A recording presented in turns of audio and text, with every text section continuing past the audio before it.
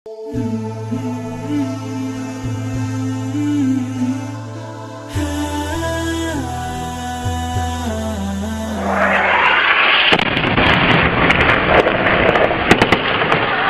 hell.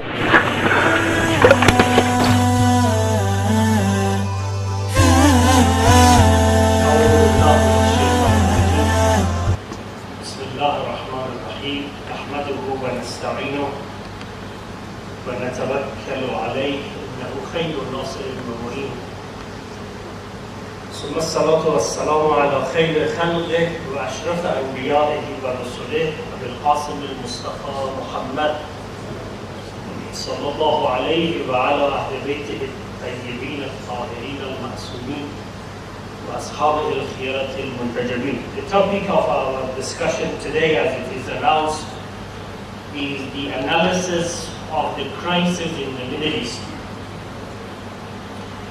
Well, to cover the whole scenario, what is happening there, it's a very difficult task because the situation is really very complicated.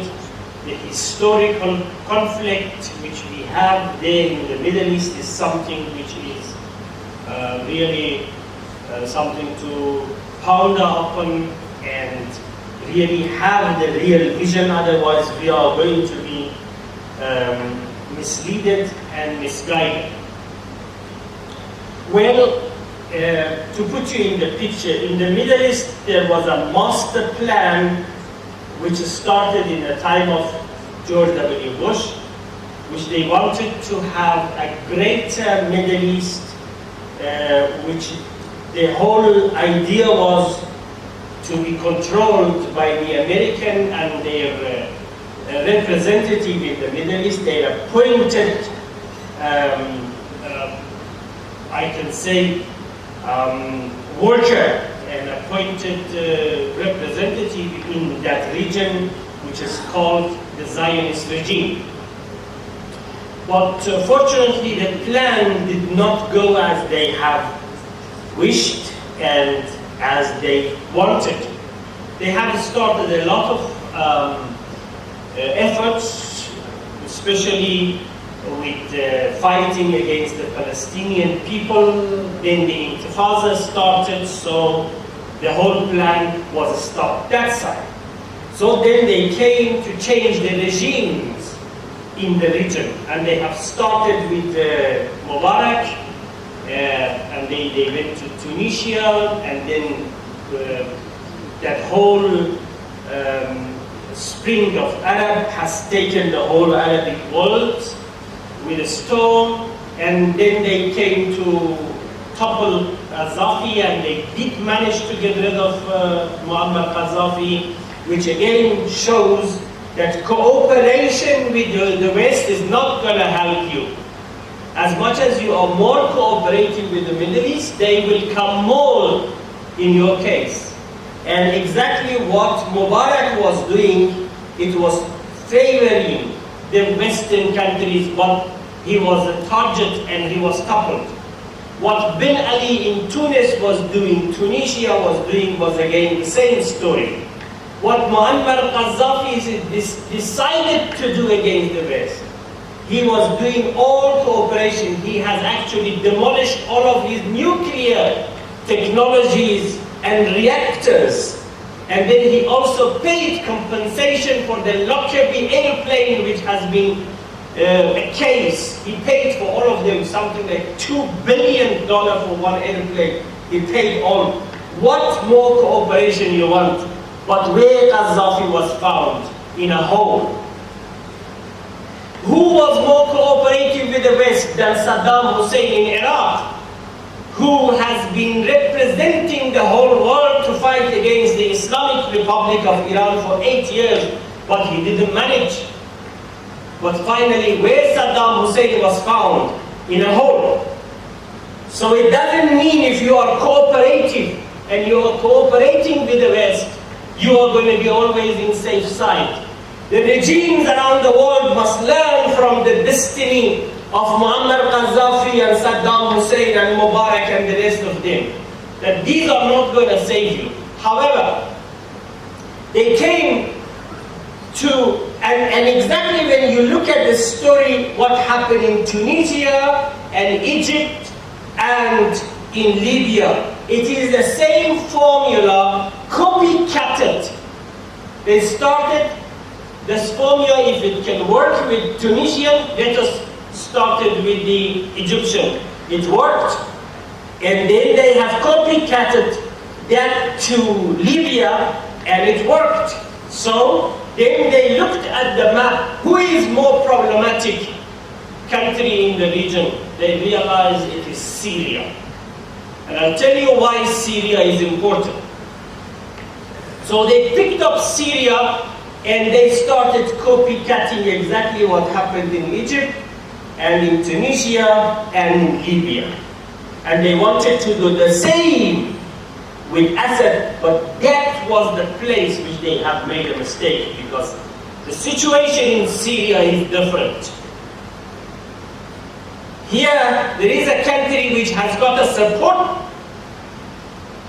a strong support, first of all, from his own nation, and secondly, it has got strong support from the people of the region, and then it has got support from the Islamic Republic of Iran. I will tell you what is the story. So, why they picked up Bashar al-Assad in Syria? Because Syria is a country which has created bridge for the Islamic Republic of Iran to be able to go to Lebanon and to go to Palestine.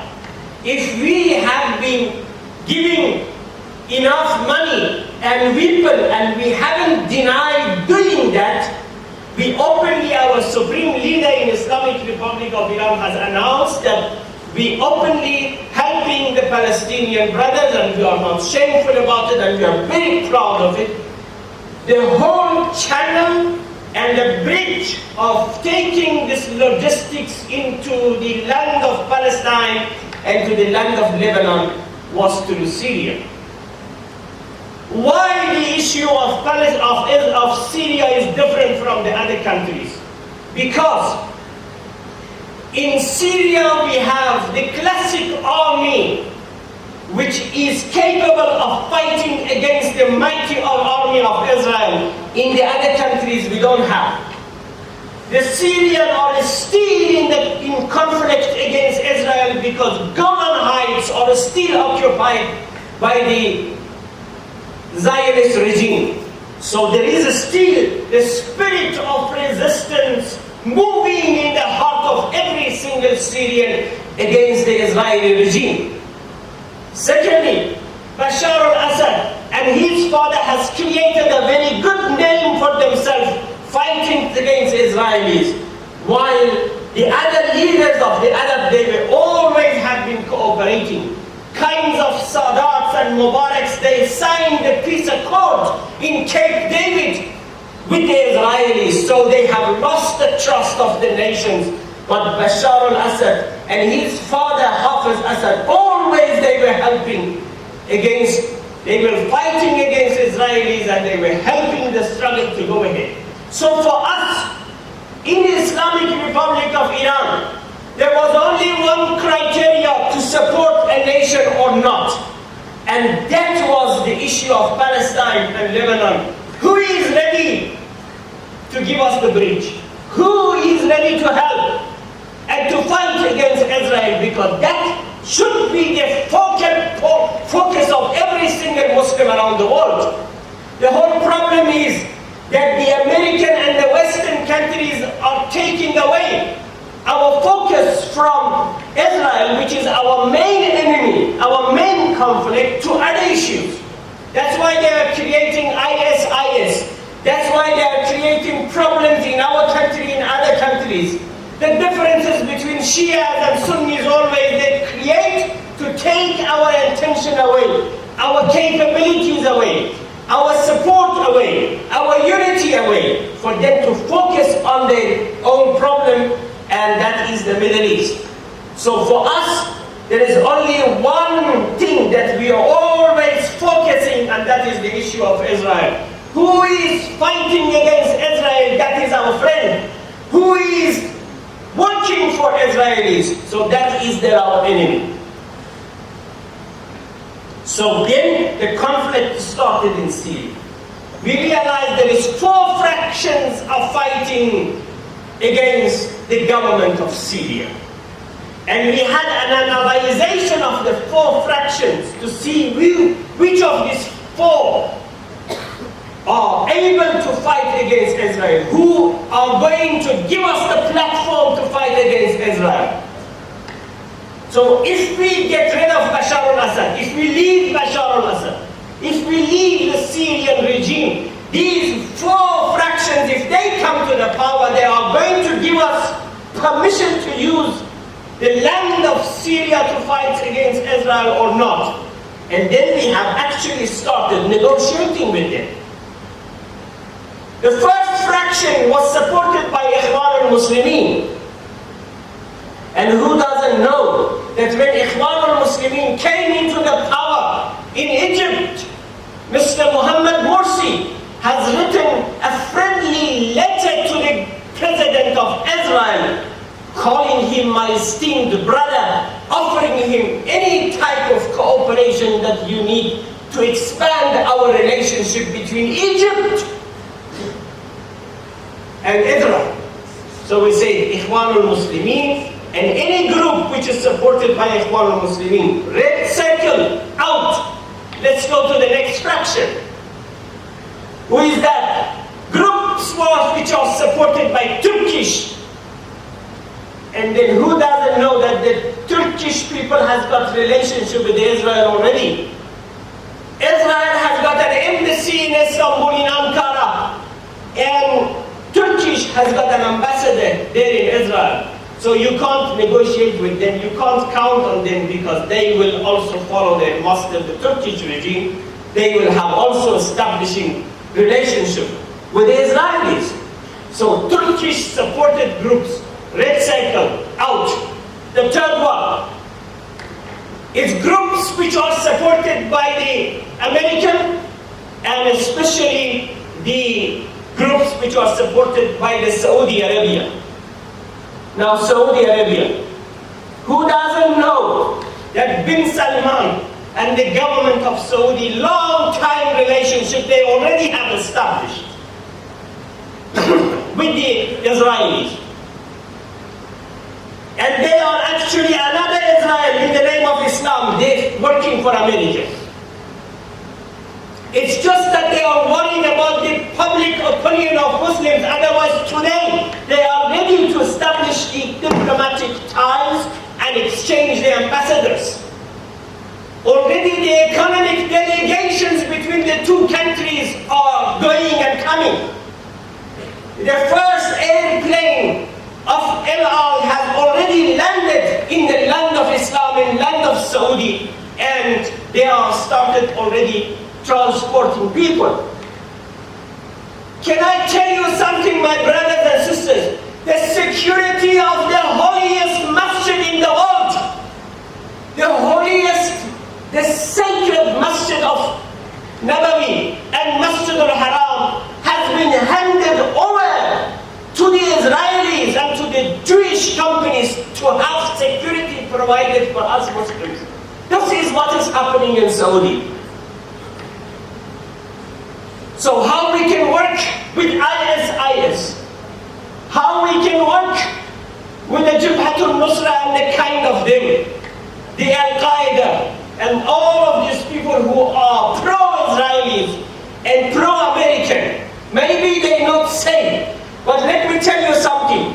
If the efforts which have been done by Al-Qaeda and ISIS against Shia school of thought has been delivered against American and Israelis, today there was no name of Israel in the region. But no, they killed so many Muslims in the name of Islam, saying Allahu Akbar. But their main enemy is right there in Israel. They don't even think about it. They have been created by the American and Israelis to create conflict, for us to fight against each other and for them to be in safe heaven.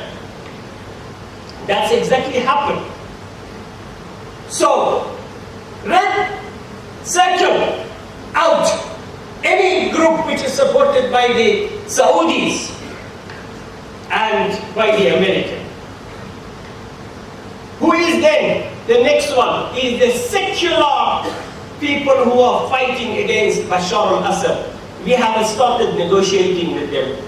If we support you and we leave Bashar al-Assad, what is going to be your stand against Israel? All of them said, we are going to establish ties. They said, red circle, bye. We will keep Bashar al-Assad to the power. And then my brothers and the sisters who are listening to me on the internet, the whole world wanted to take away Bashar al-Assad from the power. They wanted Bashar to go. But then there was one man who said Bashar al-Assad has to stay. And that was the Iranian Supreme Leader, Ayatollah Khamenei. He said, no, sorry, please, if you have anything to discuss, I am available. Let us get a hall. This is not a place for debate. Let us get a hall. Farhad can arrange. I can come. You can come. Your bosses can come. The Saudi king can come. We can discuss about this issue.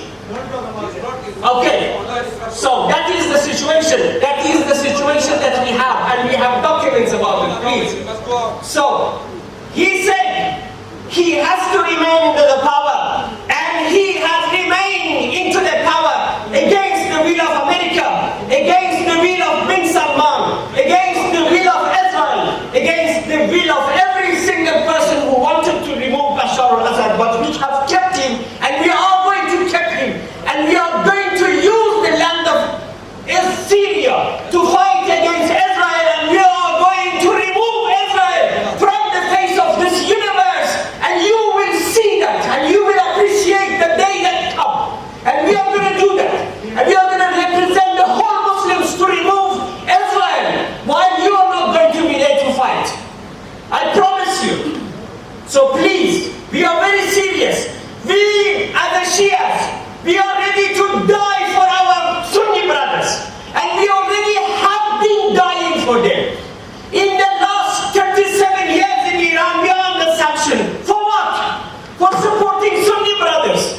In the whole land of Palestine, find me one Shia whom we are fighting to, whom we are supporting. It is our Sunni brothers, my brothers. In the whole Palestine, there is no one Shia. We are supporting our Palestinian brothers, who all of them, they are Sunnis. And for the sake of our Sunni brothers, we have been punished in the last 37 years, and we are ready to be punished. We have been dying for them, and we are going to die for them. That is so much we love them. That is so much we are in love with our Sunni brothers. We want unity. Because all of us, we are sayers of La ilaha illallah and Muhammad Rasulullah. Because all of us, we have the same Quran. We face Qibla to the same way. Quran invites even Christians to be united with us. What about Muslims? Why we are doing mudslinging against each other? Why we are fighting? Who is benefiting from these fights that we have? Unless American and Israelis. Why we are not joining hands with each other to call ourselves brothers? Why we are not embracing each other? Why we should not call ourselves our brothers? If you allow me, my brother, if you allow me, I come and kiss your hand now here. I embrace you. I don't call you kafir. Why those people are calling us kafir? Why? We have got the same Quran, the same beliefs. It is no difference between this Quran and the other Qurans. If I have announced this 25 years when I arrived in Durban, and I said if somebody can come with one word difference between the Shia Quran and the Sunni Quran, I'll give him $10 million. But no one has come with it. Please leave us. We are your Muslim brothers. We are fighting for you. The only focus that we have is that we want to get rid of Israelis first, then we can solve our problems internally. That is our focus point. Israelis are killing our brothers in the streets of Palestine. Our first Qibla is occupied, but we are fighting against each other. That is something that we have to focus. That is something that we have to strive for. That is something that we have to work and support. And this awareness is necessary to come between the Muslim Ummah for us to realize that unity is first. We have to listen to Quran. Quran says what? وَاعْتَصِمُوا بِحَبْلِ اللَّهِ جَمِيعًا وَلَا تَفَرَّقُوا. What that means? Why Allah used the word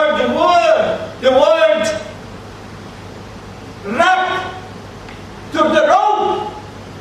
وَاعْتَصِمُوا بِحَبْلِ اللَّهِ. Word habl meaning rope, not chain.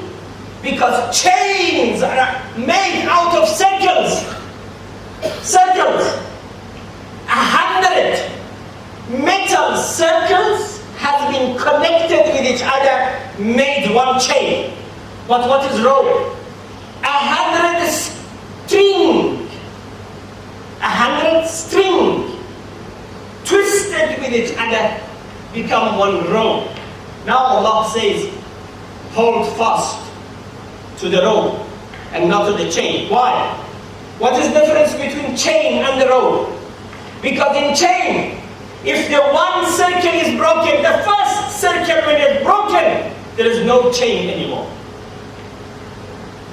We have two pieces. But in the case of rope, until the last string is connected, you have connection. That's why Allah asking us to hold fast with the rope of Allah. And that's the only thing we don't do. That's the only thing we don't do. We are killing each other for God's sake. The Jews, the Zionist regime have occupied our first Qibla. We are killing each other. My time is 5 minutes after 1, is that true? I will be sticking on my time. 4 more minutes. Why Allah asking us to be united so? Because let me tell you a secret information. A secret information. When we have captured the American embassy in Tehran, they have demolished all of their documents. But we reassembled them. And one important document came out of that. American had allocated right after the victory of Islamic Revolution in Iran, $500,000 to the embassy of America there to find the differences between Shias and Sunnis. The same amount of money has been allocated in Saudi Arabia, the embassy of America there. The same amount maybe other places. So many money has been spent to find the differences between Shias and Sunnis. What is the American interest there? To highlight them. And brothers, they have done it with that money.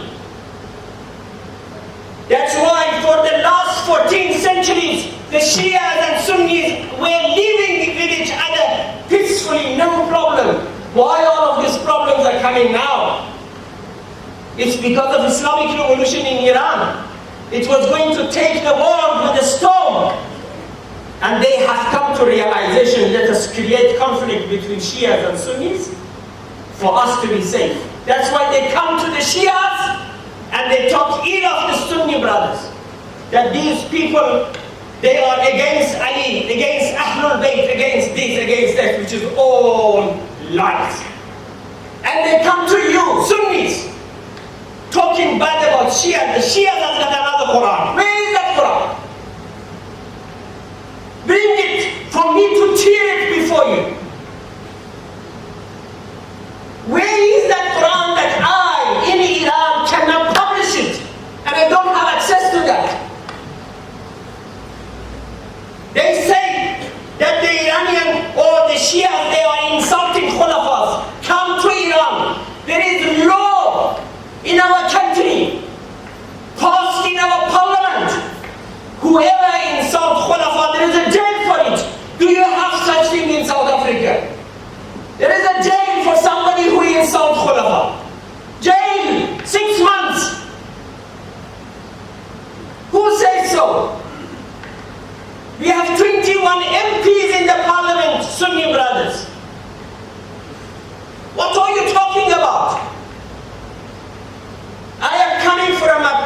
which is hailing from a place which is basically predominantly Sunnis, 1 minute more.